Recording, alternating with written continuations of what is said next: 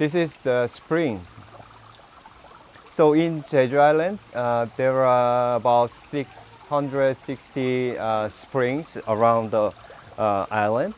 And most of the spring, more than 90%, located in coastal area. But like this, some springs are coming out above the high elevation area. So the rainwater infiltrate through the surface and migrate vertically, horizontally, and vertically, horizontally, and finally meet to the groundwater main body. But sometimes the water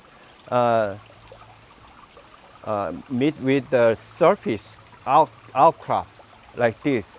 So the water coming out from the wall like this, and most of the springs coming out between the lava flow boundaries, and some springs coming out through the lava tubes, and some springs coming out through the very high permeable materials like clinker or high hyaloclastite. And also, from the long time ago, the people in this island start to live around the natural springs because they need water.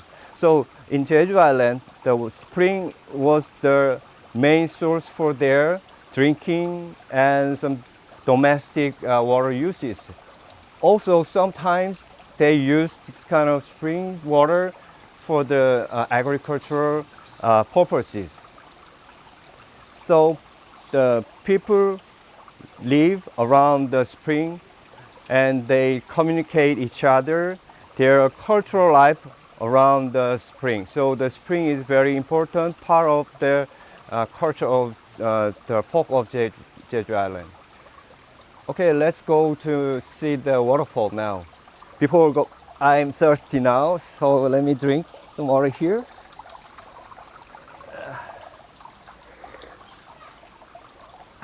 Okay, let's go.